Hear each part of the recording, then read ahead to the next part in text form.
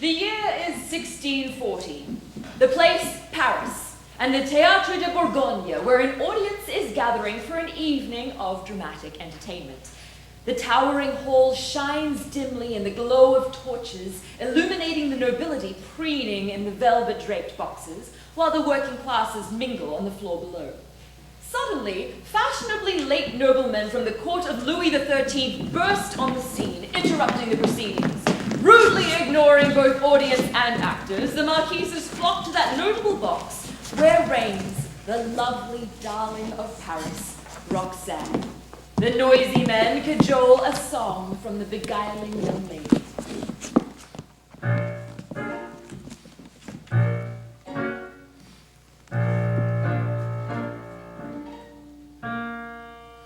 I am a court coquette, they say.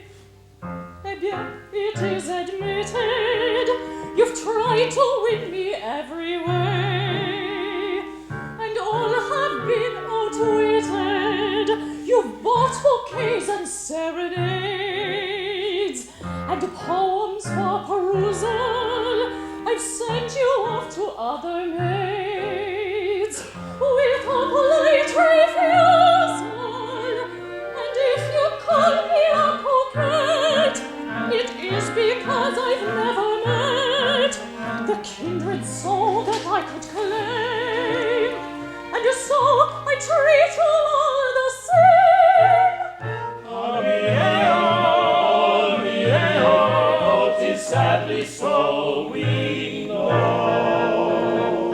With a glance to the right and a glance to left, with a curtsy deep and low, with a murmur here and a whisper there, and the flutter of and just so, with a downcast eye and an artful sigh, with a smile I pitched it from Cupid's fetters free. I'm happy as may be, oh, wouldn't be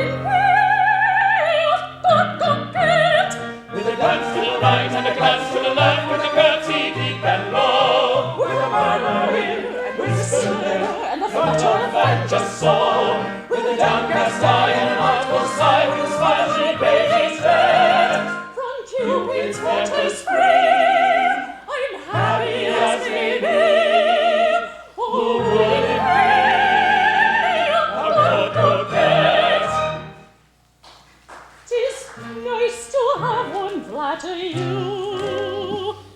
swear that he adores you, and even if it isn't true, it very rarely bores you. I've known a man to swear to end his life for me in battle, then trot off with my dearest friend, and perhaps the same old prattle. Coquette, well, I am one, maybe, because I know you men, you see. I beat you, sirs, at your own game, and treat you one and all the same. Hey-ho, 'tis sadly so, we know. With a glance to right and a glance to left, with a curtsy deep and low, with a murmur and a whisper there, and a flutter of and just so, with a downcast eye and an artful sigh, with a smile I pitched it from Cupid's fetters free. I'm happy as may be, or would it be a coquette? With a glance to the right and a glance to the left, with a curtsy deep and low, with a murmur here and a whisper there, and a flutter of and just so, with a downcast eye and an artful sigh, with a smile she bears each head From Cupid's fetters free. I'm Happy as may be, who would it be a coquette.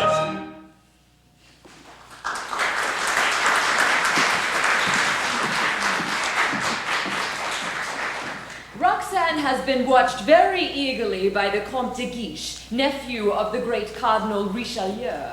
Once all are in place and the stage candles lit, a lone elocutionist enters, strikes a pose, and the play begins. Thrice happy he who hides from pomp and power, in sylvan shade or solitary bower. Wherefore, have I not forbidden you to step one foot upon any Parisian stage? Where balmy zephyrs fan his burning cheeks. And messieurs, leave the stage this instant. Now I must start again. Thrice happy he who hides from pomp and power. I will indeed, you nefarious jambon, or I shall carve you into bite-sized morsels. Hides from pomp and power. Enough jabber! I clap my hands 3 times thus. Upon the 3rd clap, you will relocate to another part of France. Understood? Good. 1, In sylvan shade. 2, Comte de Guiche. 3. The actor disappears in a flash, leaving the entire audience howling either in laughter or for their money back. Only Cyrano's strong right arm, extended by 3 feet of glittering steel, manages to keep them all at bay. Approach if you dare, and I will accommodate each willing knave. I'll take that challenge. You dare insult Cardinal Richelieu, patron of the great Montfleury? When are you leaving Paris, monsieur? I have no plans to leave. Look at you. No gloves, no velvet or lace, no buckles on those shoes, no great lord to lend you his protection. Who are you? Cyrano, Savignan, Hercule de Bergerac, at your service, and in no need of protection, velvet or lace. I carry my adornments on my soul. I go about bearing only my white plume of freedom and defending those who cannot protect themselves. Fine words for someone who has just embarrassed a poor thespian for sport. I meant no sport. What are you staring at, sir? I don't believe I was... My nose? I find your vain attempts to insult rather ineffectual. If you had really wished to skewer me, you could have said, "Why, sir, do you so adore the little birds that you provide such a lovely perch for them?" Or, "Well, old torchlight, hang your hat on that chandelier. It hurts my eyes." Or even better, when it bleeds, the Red Sea. Oh, mon Dieu! You know who I am. Do I care? Had you even a modicum of wit, you might have attacked me thus. But no, in short, it takes but 3 letters to assess your verbal skills. A-S-S. Ass. So you know, sir, that I glory in this nose of mine, for a great nose is the indicator of a great man.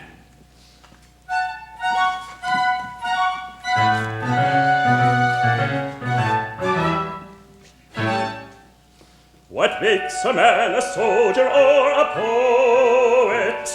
What makes a man succeed at any game? I fancy everybody doesn't know it, but I've a theory about the same. It's not for brains or birth, some may suppose. Some think his is a shrewd or jealous wife. But listen to the secret I'll disclose, the thing that makes a man succeed in life. What is it? Pray tell us. Do not sell us. It's the influence of an ambitious nose. It is that which always leads on to great and noble deeds. It's the feature wherein character shows. You need never further seek than the large aggressive beak, and the bigger 'tis, the better, I suppose. And if it is really small, you're no earthly good at all. Oh, a man can only state when another's really great if he measures up to Cyranos's nose. Yes, a man can truly state when another's really great if he measures up to Cyrano's nose. For instance, what made General Julius Caesar? It wasn't brains or good luck, not a bit. 'Twas the magnitude of his fine Roman sneezer. His nose was great, he imitated it. Then there was that smart soldier Alexander. His nose was Greek, but big, I beg to state. He followed it, became a great commander, and so with all the ancients really great. Such wildly were rising, he's surprising. It's the influence of an ambitious nose. It is that which always leads on to great and noble deeds. It's the feature wherein character shows. You need never further seek than the large aggressive beak, and the bigger 'tis, the better, I suppose.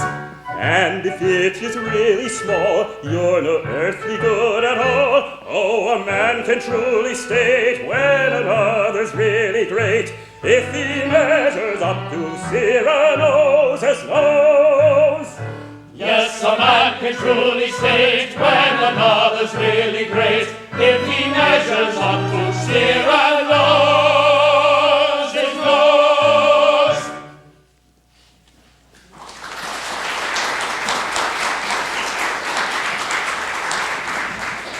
De Guiche's companions pull the bewildered comte away as the crowd disperses in a far happier mood after Cyrano contributes his own purse of gold for refunds.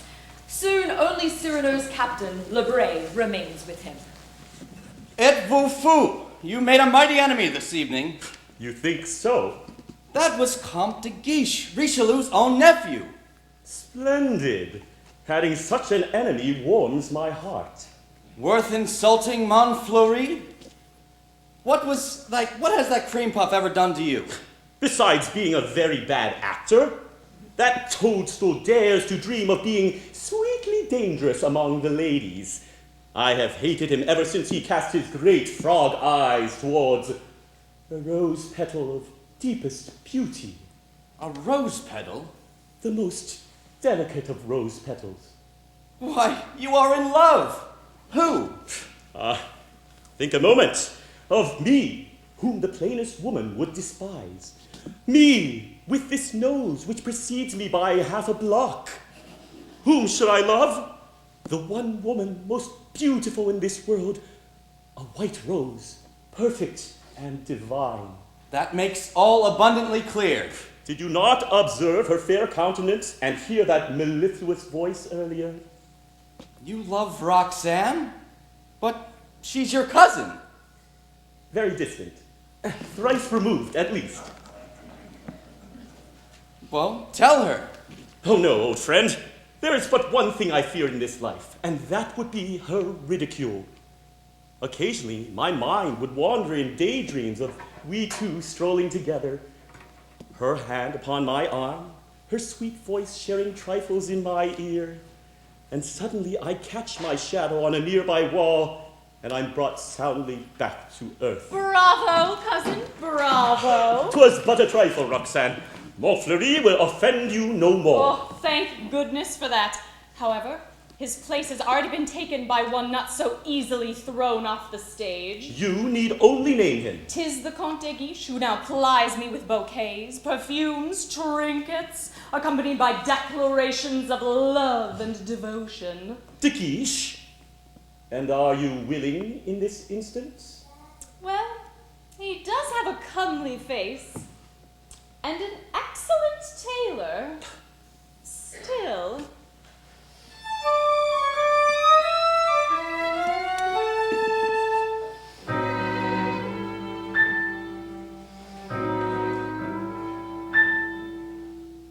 The man to whom I give my heart must have a wondrous brain, must know each science and each art, a king of men must reign, and he must have an eye like Mars to threaten and command. That phrases in quotation marks I'd have you understand. In science I am fairly versed, as you've perhaps inferred. In arts I'm not the very worst that ever has occurred. I'm up in languages as well, Egyptian, Dutch, and Coptic. And when it comes to eyes like Mars, just look at this left optic. Yes, I conceive it's rather fine, but hardly in the ideal line. No, No, no, no. oh, beauty superficial, so they tell, unless the proverb tell. But ugliness is just as deep as well as deep as well. I know which I prefer. I dote upon a reputation martial. And brains, And brains are also are they in your plan? But most of all to beauty I'm impartial. Oh, beware of a handsome man. But most of all to beauty I'm impartial. Oh, beware of a handsome man.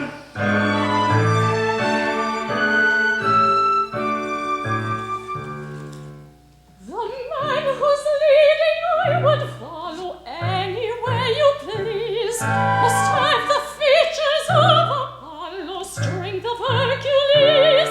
His mouth so beauteous, yet so firm, superb his every pose. But most I must insist he have a finely chiseled nose.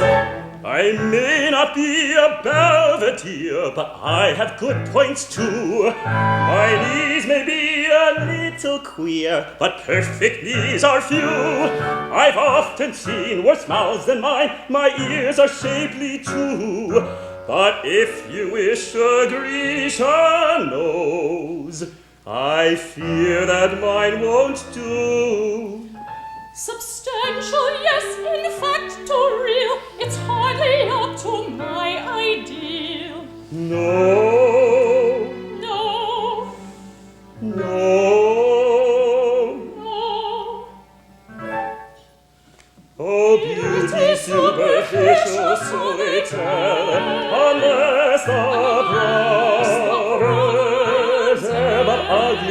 this is just as deep is just as as well, as deep as well. I know which I prefer. I dote upon your reputation, Marshal. And brains, also are they in your plan? But most of all to beauty I'm impartial. Oh, beware of a handsome man. But most of all to beauty I'm impartial. Oh, beware of a handsome man.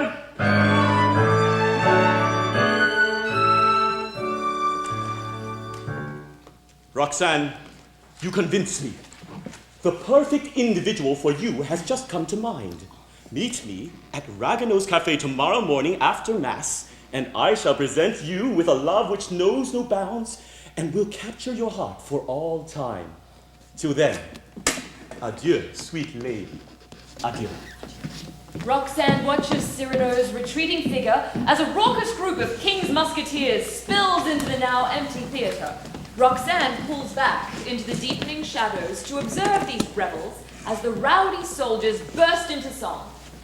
Vive the King Musketeers! Hurrah!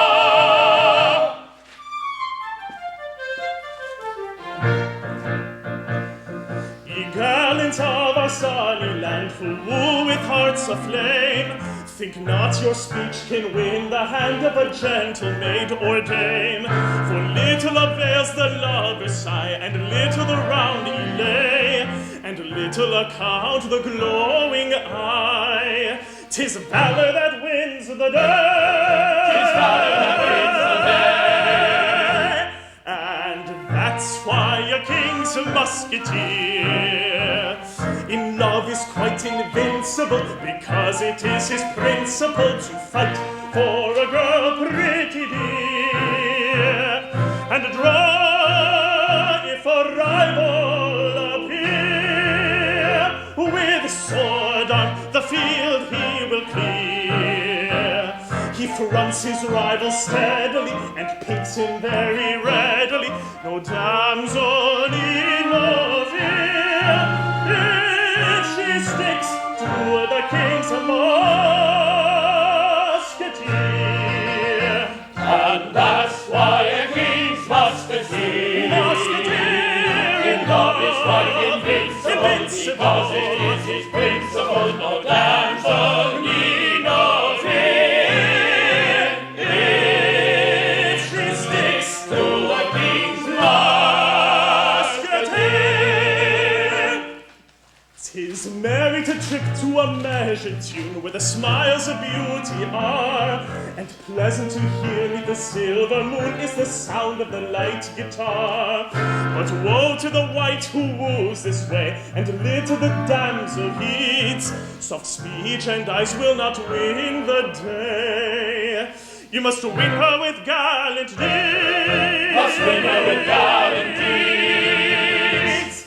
And that's why a king's musketeer in love is quite invincible, because it is his principle. Oh, damsel need no fear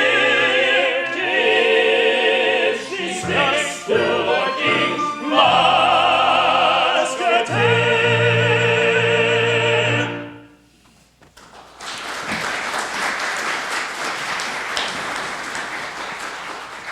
Unable to resist this handsome fellow's magnetism which pulls her from the shadows, Roxane's eyes meet his, and for one fleeting instant, their hearts pound in mutual attraction. The moment is broken only as the musketeers engulf their newest member in cheers and sweep him from the theatre. Roxane stands writing his name, Baron Christian de Neuvillette, upon her memory. The next morning, sunlight slants across the floors of the shop of Ragueneau, baker and pastry cook extraordinaire. An animated Ragueneau swaggers in, proclaiming a boastful tale, having asked Cyrano to escort him home last night, the two were assaulted by a band of 50 brigands intent on collecting Ragueneau's ample hide. As customers stream into the shop, the baker regales all with Cyrano's mighty stand against the attacking fiends. The din rises steadily as the Count reaches 100 ruffians against Cyrano. Into this tumultuous acclaim steps our hero, shocked by his sudden unexpected fame. Mobbed with congratulations, Cyrano spies Roxane at the entrance of the shop and rushes to guide her into the privacy of Ragueneau's office. Roxane, having examined for years the very foundations of love. I am so glad we are here alone. You are. I no longer need your assistance in love. You don't. I prayerfully examined every nook and cranny of my heart at Mass this morning, and I find I have fallen deeply in love since we last met. You have? Oh, yes, but yet...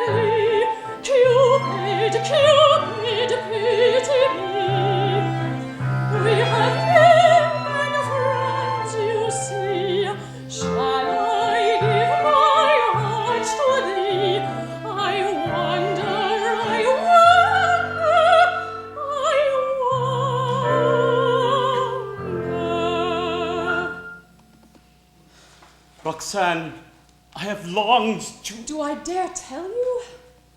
I believe I already know. Ah, my childhood friend, do you still read my mind so well? I would rather hear it from your lips. He is an amazing man. You think so? A master of song, yet timid and shy. He does not yet know of my love. Can he know soon? Oh, yes. You see, he loves me too. I can see it in his eyes. A person's soul resides in his eyes. So true. He is a musketeer. Yes? In your own regiment, noble, proud, brave. Ha! And so beautiful. Beautiful? Even his name, Baron Christian de Neuvillette. Who? He is no musketeer. Oh, yes, as of yesterday. This I ask you, who are so good and kind, that you might carry my felicitations to him. Ask him to come to me as soon as possible. I? The bearer of that news? Please? No! Such a small task. I cannot! For me? For you, Roxane, I will take your message. Roxane bids farewell to a heartbroken Cyrano and exits hurriedly from the office just as the musketeers tumble in, seeking their hero. Christian, entering last, comes face to face with Roxane, and again there is a heart-stopping moment before she withdraws. The cheering men surround Cyrano, begging for details of this rumored fight. However, the precipitous entrance of the Comte de Guiche brings all activity to a dangerous silence. Monsieur Braggart, I hear last night you made sport with 100 men. I wonder of the truth of that. Perhaps 'tis true, although hardly worth remembering. You begin to weary me, sir. What exactly are you? A soldier? Poet? Perhaps even a man of letters? May I recommend the novel Don Quixote? I take its hero for my own, Le Champion de Downtrodden. I suggest you reread the chapter on windmills. Chapter 13, a favorite. Such familiarity should cause you to remember that windmills may very well catch you up in their huge arms and swing you down into the mire. Or up amongst the stars. I do like your style in spite of myself. I could use such an educated man in my retinue. Now, you would have me seek your patronage and creep like a vine around a tall tree? No, thank you. But to sing, to laugh, to dream, to walk my own way, free to see things exactly as they are. To never write a line I have not heard first in my heart. No, your grace, I stand alone. Then you alone will fall, and I shall wait with great anticipation that delicious moment. Adieu. The musketeers watch De Guiche arrogantly sweep out the door with his lackeys, then erupt, craving every detail of Cyrano's courageous combat. Very well. It seems our pastry chef Ragueneau fancies himself a poet. He wrote a particularly odious ode to De Guiche and managed to lose it into the wrong hands. Warned of possible retribution last night, he sought my companionship as insurance. 'Twas late the hour, no lamps in the back streets. It was so dark you could not see past. Your nose! Who is that man? A new recruit, Cyrano. Arrived yesterday. Baron Christian de Neuvillette. De Neuvillette. I continue. I marched on thinking how I was doing all this for an old drunk who writes bawdy, insulting poems every time he took it. A noseful? A notion. Here I was, ready to antagonize a whole gang of men, fully capable of making me pay. Through the nose? Get out, everyone! Let me alone with this rash fellow. The entire pastry shop empties. Well, I admire your backbone, although I certainly don't see what she sees in you. Who? Roxane, Is that her name? The beautiful creature who just left. you trifle with her brother, Brother? distant cousin, but no less capable of defending her from any possible harm, if you get my meaning. I would rather cut off my sword hand than harm any facet of that exquisite jewel. But alas, I have no hope of winning her. But you do. She wishes you to accept her felicitations and call upon her as soon as you are able. Then I am indeed lost. Not if you simply allow her to gaze upon your face. But after that, After? I stammer, I stutter, I stumble. I am one of those men who simply cannot court a woman. While I, who have the most clearest of tongues, lack the face that allows even entrance through the door. Perhaps you could write. Oh, no. I am an even bigger fool with pen in hand. Would that I had your words. Would I had his face. I would say that between the two of us is one toweringly glorious lover. What delicious irony. And therein lies the solution. Little Baron, would you be willing to borrow my words? Oh, I can't. I would be too afraid. Afraid? Roxane has already proclaimed her love for you and begged my assistance. I shall simply lend you the words to express what is already in your heart. Together, we shall romance the lady. Why would you do such a thing for me? My boy, it would mean a lark, a poetic exercise for my brain. The two spend the next few days in constant company, Christian practicing Cyrano's sentences for hours at a time, and Cyrano composing beautiful sonnets of love. Finally, Cyrano pronounces Christian ready and suggests they convene beneath Roxane's balcony to begin the courtship. The stars are just beginning to blink on in the velvet sky as Cyrano positions himself in the shadows beneath her balcony and pushes Christian into the light. Roxane? Roxane!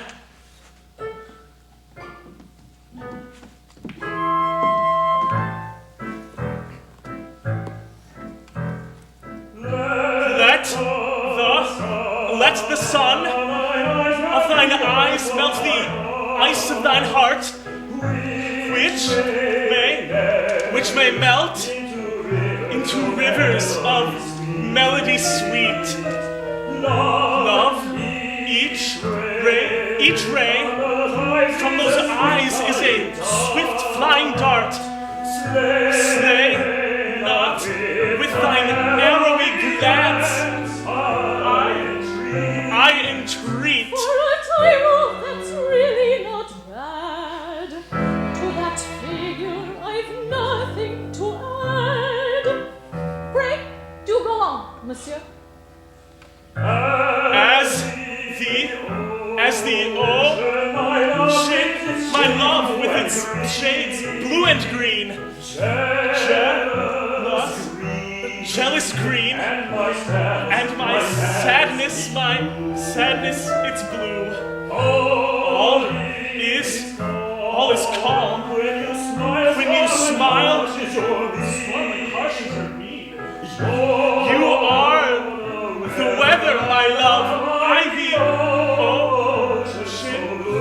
ocean blue. That is free from offense, but my dearest from hence, your metaphors might be more intense. For the end of metaphor is a thing that I adore. Carrying your fancy free, then this font I hyperbole.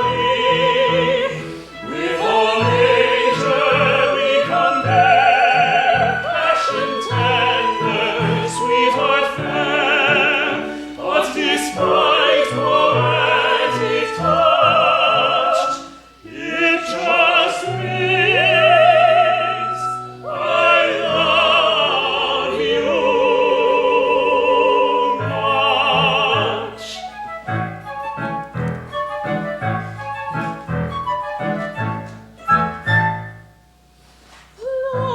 Like a seething volcano, your heart, you might say, burns away with flames of the fires of love.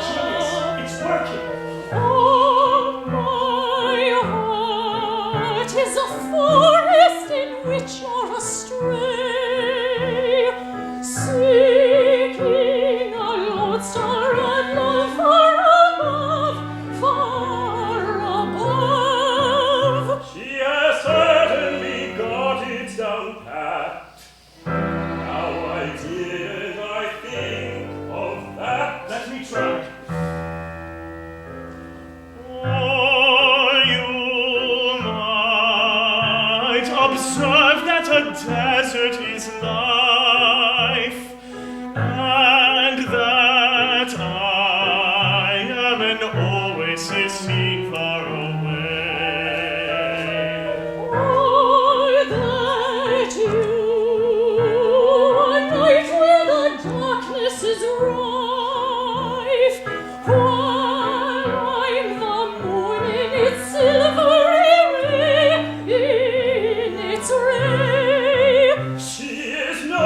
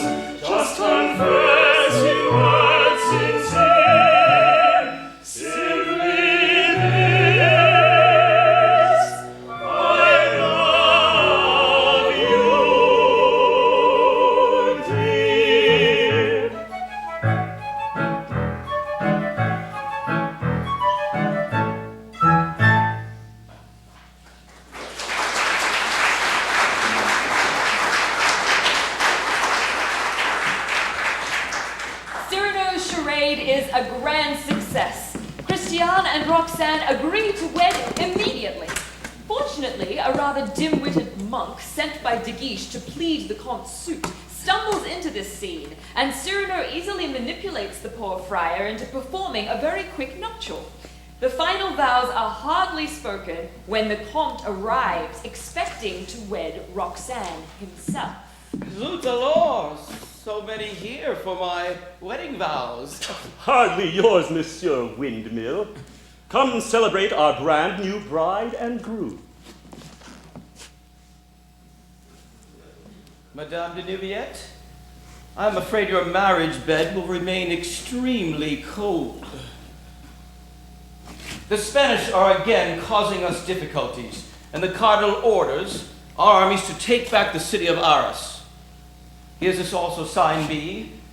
The King's Musketeers under my command now, and we leave at dawn. As for you, Monsieur Cyrano, I shall delight in placing you at the very center of the advanced attack force. De Guiche grudgingly permits one final farewell kiss for the new husband and wife, as a call to arms is heard across the city.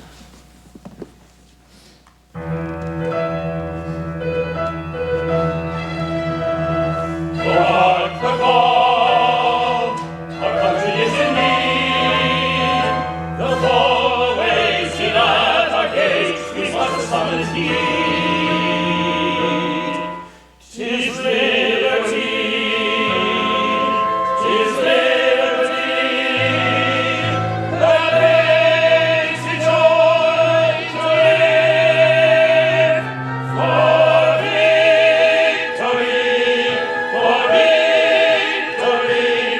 its life would not offer. Face Ah, my good and if the prize was won, the price to be.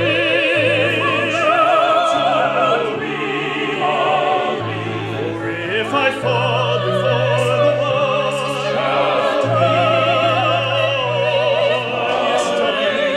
my last want of thee.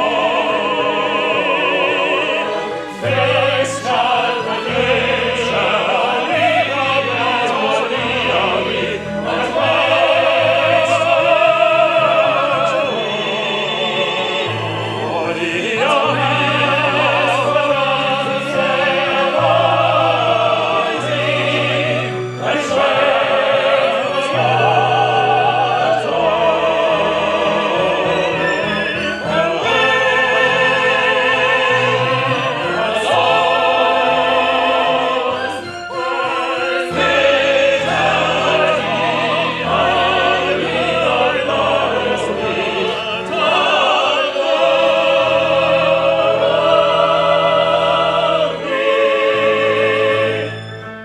Come, let all of Gascony, I'll lead you, as I have often led the van before. Just let your cry and watchword when I guide you be freedom and the nose of Cyrano. I will guide you by the beacon of my nose, and the warrior who leads with accomplished riding feet. You will focus where the Roman standard goes, and will terrify the foe wheresoever it may go. Like a trumpet it will courage by its blow. It will be in the advance with the fleur of France, and you'll win the fight with ease. Bring the Spanish to their knees if you only follow Cyrano's souls. He will guide us by the beacon of his nose. It will be in the advance with the fleur-de-lis of France, and you'll win the fight with ease. Bring the Spaniards to their knees if you only follow Cyrano's rules. Cyrano, promise me you'll keep Christian safe and warm, Yes, Roxane, and make him right every day. every single day. Vive la France! Vive la France! Strong as light and quick as cat, swift to quarrel and hot to fed, steer a doublet, boulder, hand, presto, and a man was dead. Meet the enemy face to face, yearning ever for martial face, all may never our brawling cease. For the death for a life of glory.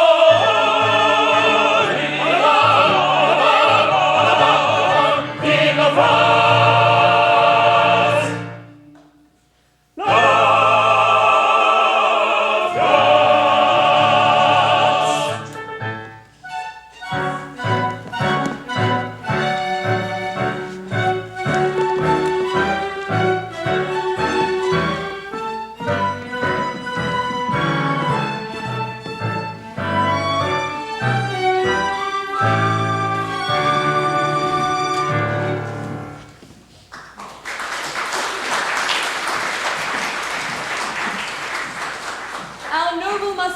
March off proudly while Roxane is left alone on her wedding night. We now move to the city of Arras, captured by the Spanish. The French battle plan is designed to lay siege to the city. Unfortunately, it is a plan which backfires when a rescuing Spanish army appears and besieges the besiegers. Our heroes are left cut off from all food and supplies. Sieges are never terribly exciting events, especially when one is starving.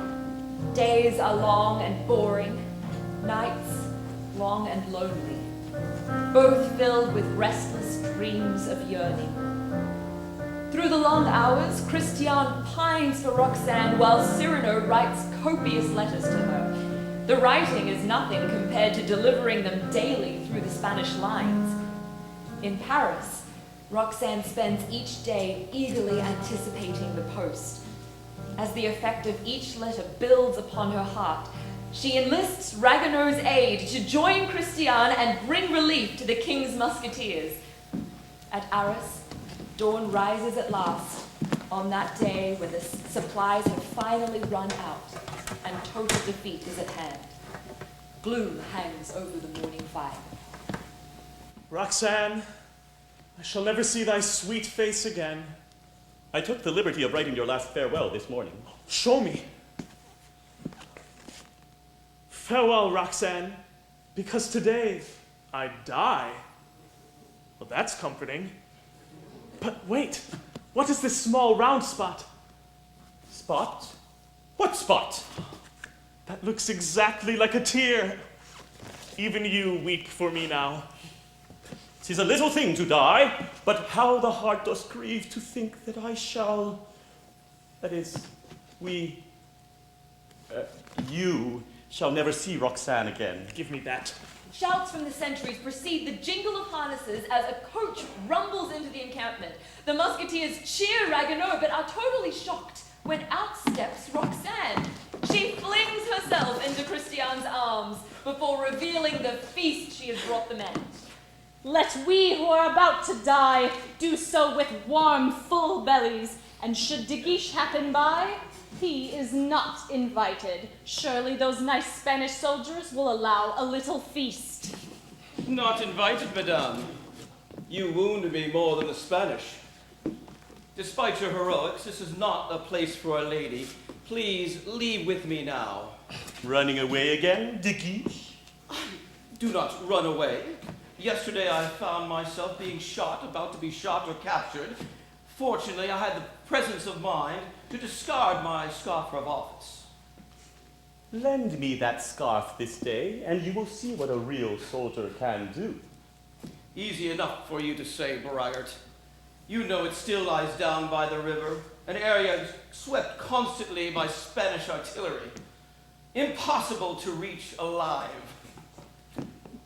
Humiliated once again by Cyrano, De Guiche disgustedly marches off rather than submit to the raucous laughter of the musketeers. Cyrano pulls Christian aside. Listen, if Roxane should mention, well, you have written a little more frequently than you've thought. I have? A trifle more often. Define trifle. Once a day, occasionally more, and composed a few songs. I don't write songs. So this is where my hero is. I am needed on the line. How did you manage to cross the enemy lines? Oh, the Spanish are the loveliest foes I have ever encountered. Every time a hidalgo challenged the coach, I would peep through the curtains, lower my eyes, and murmur behind my fan, I go to my lover. Your lover? Husband hardly fit the situation. Immediately, each challenger would drop back several paces and execute the most sweeping romantic bow and murmur, Bess, senorita, into his arms. But the risk? All your fault, my love. You drove me to your arms with your letters and songs. I did? I was mad to see you, to hear you speak those luscious thoughts in person. In person? Christian, can you forgive my childish fixation upon your looks? Your soul is in those letters, and I've lost my heart to the brilliant mind who conceived each one. Speak now to me in those words. Improvise, rhapsodize, be eloquent as you have every single day since you left. You love the letters. What if I were ugly? What then, Roxane? No amount of disfigurement could hide your radiant soul. Roxane, perhaps there is something you should know. A bugle's blaring call to arms intrudes, and Christian sweeps Roxane into his arms in a lingering kiss before rushing off to find Cyrano. She loves you, you fool! Not me. Your mind, your words. If I spend even an hour with her, she'll know my fraud. Go to her. Tell her you wrote the letters. No, she married you. The marriage can be annulled. I don't want her this way. I want her to love me for what I am, not what you are. Just now, she said that she would love me even if I was ugly. She said that? Go to her. Tell her you authored the letters. Allow her to choose for herself who she loves. She will still choose you. Go! As Cyrano rushes off, Christian dashes madly into the center of battle. Arriving at Roxane's side, a stammering Cyrano is attempting to confess when a volley of artillery fire fills the air. They both turn toward the clatter as two musketeers rush toward them, carrying a wounded Christian. Shall I no longer hear your sweet voice, my love? The final song you sang to me, please sing it, then perchance I'll see if my unknown ideal is there. Yes, I will sing.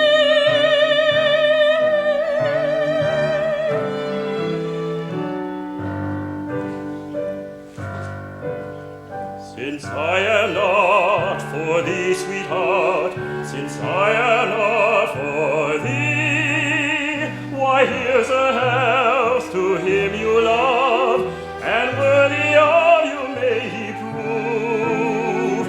A health with 3 times 3, sweetheart, since I am not for thee, since I am not for thee, sweetheart.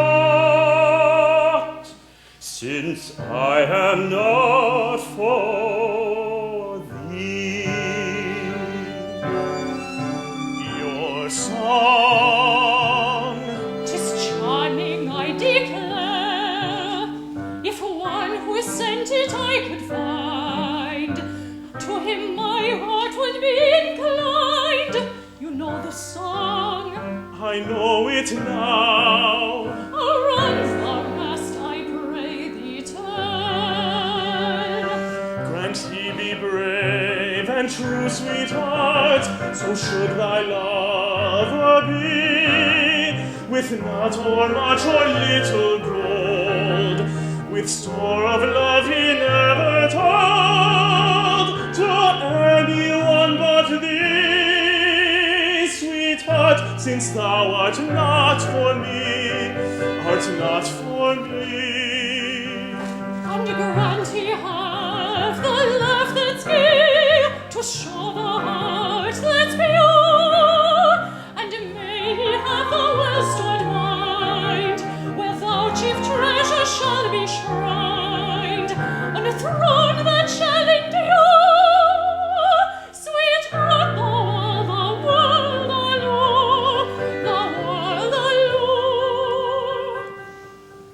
'twas you who sang the song. Ah,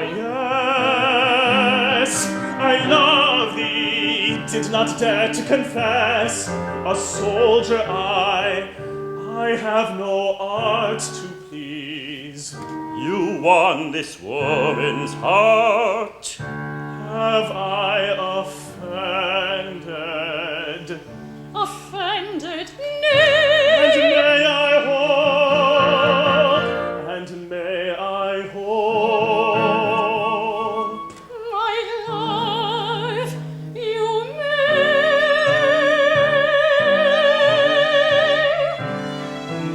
since I am not for thee, sweetheart, since I am not for thee, why here's a health to hear your love, and worthy of you may I prove a health with 3 times 3, sweetheart, since I am not for thee, since I am not for thee, sweetheart, since I am not for thee, since I am not for thee, sweetheart, since I am not for thee.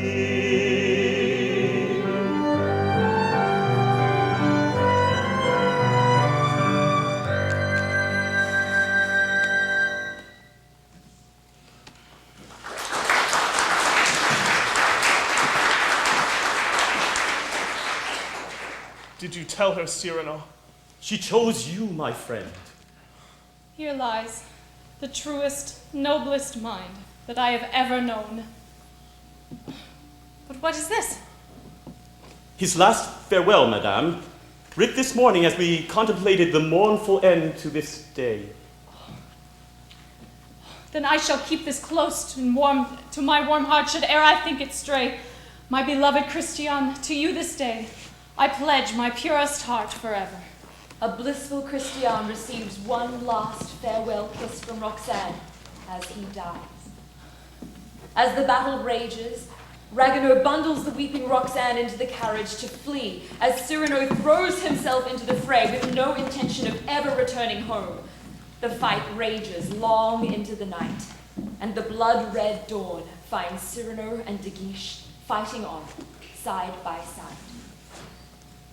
Somehow, the French managed to win that horrible day, and both men returned to Paris to live out the rest of their lives. A grieving Roxane cloisters herself in the meditative convent of the Ladies of the Cross, where she sits embroidering daily, visited occasionally by De Guiche, and every Saturday, like clockwork, by Cyrano, who brings her the weekly gossip of the French court. Long years march by, until one Saturday evening, when a startled Roxane hears the sisters at their prayers. Cyrano is late.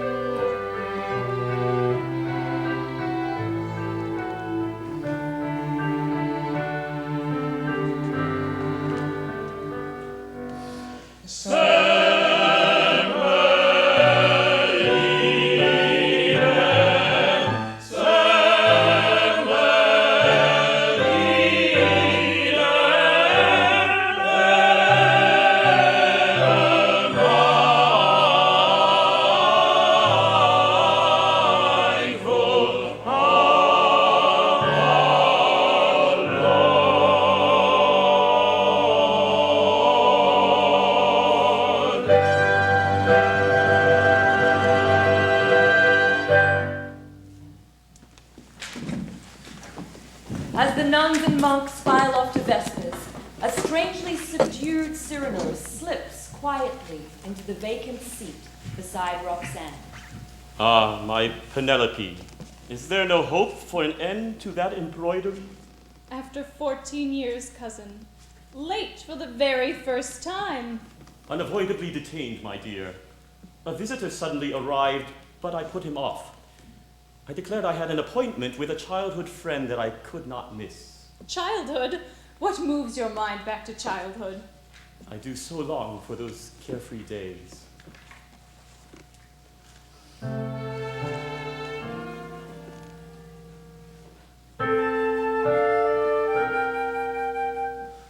I was a boy, a hulking sort of boy. I was a dainty little girl, always very neat, delectable and sweet. Flaxen hair so carefully in curl. Neighbors we did dwell, I remember well that when away to school you go, we would always meet at the corner of the street. Somehow it always happened so.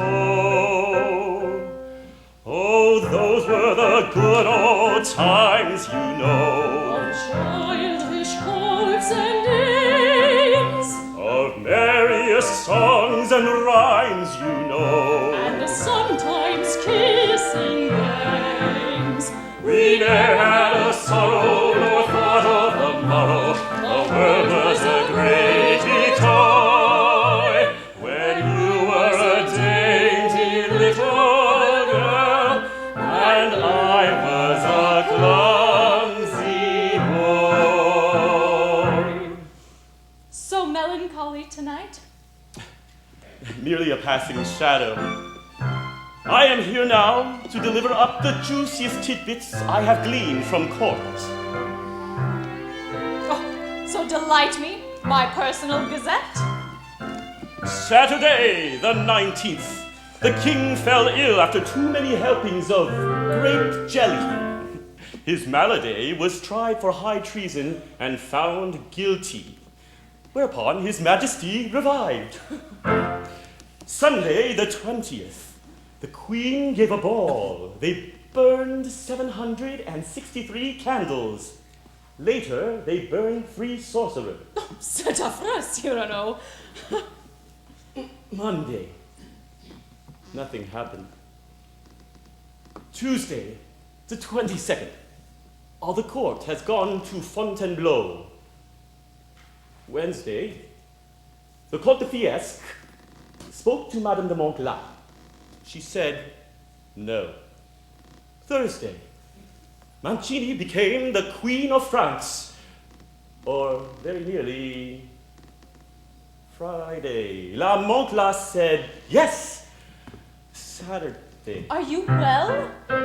'Tis nothing. That old wound from Arras. We all have our wounds from Arras.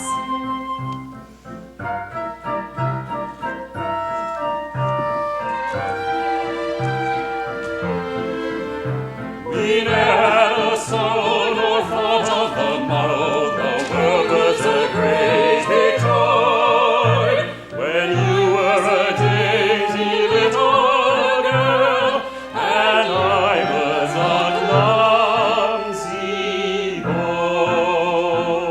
boy. Christian's last letter. Do you still have it? It never leaves my person. I carry it near my heart. Did you not promise me someday I could see it? His letter, you wish to... I do wish it. Today.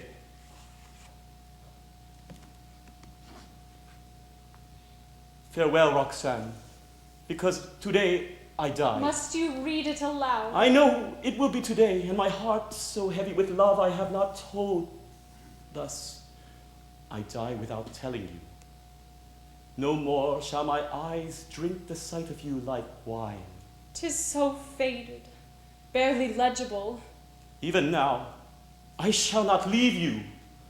In another world, I shall be still that one who loves you beyond measure, beyond... It was you all along. No, I should have known every time you uttered my name. no, That voice, those dear letters, no, that noble soul, it was all you. I never loved you. Even now you do. How could I have been so blind? No, And how could you remain so silent all these years, knowing that Here in this letter lying always on my breast were your tears, not his, yours. The blood was his, and you pledged him your purest heart. How could I do otherwise? I knew I would find you here. Madame, his enemies have caught up with Monsieur de Bergerac. What can you mean? There was a planned accident, not of my doing, Madame. Last night, hired ruffians lured him into a narrow street where a comrade on the roof caused a load of stones to fall upon your friend. I fear he has done himself in by coming to you tonight. Oh, my love, we must... Nothing, Madame. I did not finish my gazette. Saturday, the 26th. An hour or so before dinner, Monsieur de Bergerac dies, foully murdered. But could not fail to gaze upon the fair Roxane one last time. And thus, I fulfill my gazette and prepare to meet the last foe with head held high. As I lived, so shall I die. On my feet with sword in hand. What? 100 against 1? Ha! A trifle! See now, all my ancient enemies gather. Falsehood, there. Prejudice, there. Compromise, cowardice, there and there. Yes, even mighty vanity. All right, if it must be, I'll fight on and on. Take the laurel and the rose too. I am ready to advance alone to God. But in spite of you, one thing goes with me now. One thing without stain. A diamond in the ash. And that is my white plume. My panache. With these words, Cyrano collapses in Roxane's arms, his great soul stilled forever. I never loved but one man in all my life, and now I have lost him twice. It is possible to have all success and still feel paltry. How I envy this man, soldier, poet, unfettered spirit. A man the equal of Caesar or Alexander in far more ways than just the size of his most illustrious nose. Yes, a man can truly state when another's really great if he measures up to Cyrano's nose.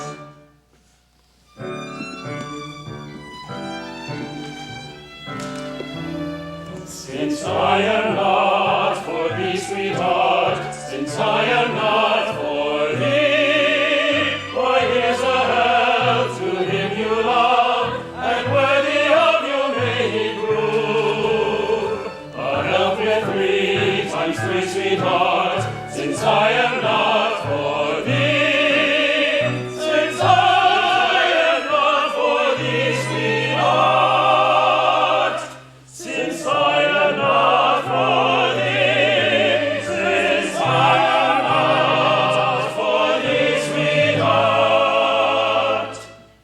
since I am not for thee.